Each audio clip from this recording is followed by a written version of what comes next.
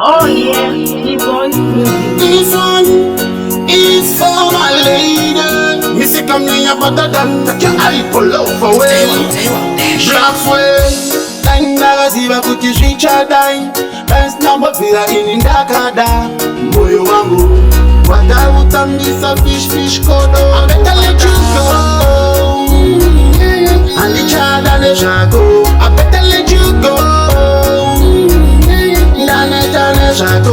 I better let you go. And the child and the shago. I better let you go. I make up my mind. Atidi kusibisa na kutitichiri murudo. Atingo pira na makotsi Jemdo sharamba iwene nitapasera. Chimbo mira kundinyepera waiwe wakaperera musodzi ichiyerera. Chimbo mira chemanando moyo wangu uneronda iko shindo mane hondo. That's why I better let you go. And the child and the shadow. I better let you go. I better let you go. And the child and the shadow. I better let you go.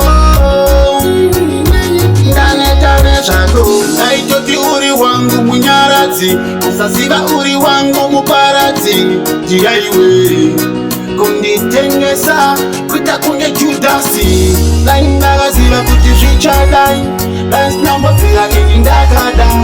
Moyo wangu watawutambisa fish kodo nipada. I better let you go.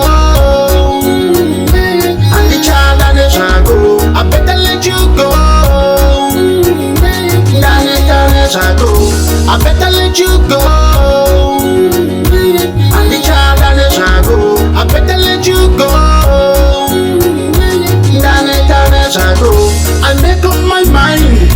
Atidi kusibisa na kutitichiri murudo. Atingo pira na makotsi Jemdo sharamba iwene nitapasera. Chimbo mira kundinyepera waiwe wakaperera musodzi ichiyerera. Chimbo mira chemanando moyo wangu uneronda iko shindo mane hondo.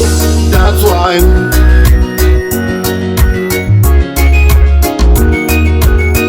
Oh yeah, D-Boy music.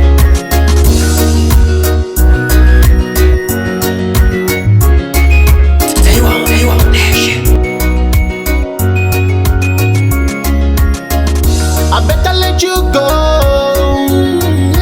And the child and the shago. I better let you go.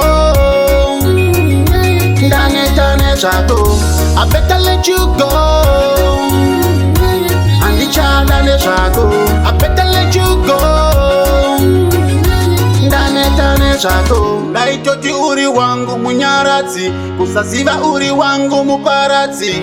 Jiyaiwe kunditengesa kwita kunge Judasi. Laindaga ziba kutishwicha dai. Best number vila inindakada. Moyo wangu watawutambisa fish kodo nipada.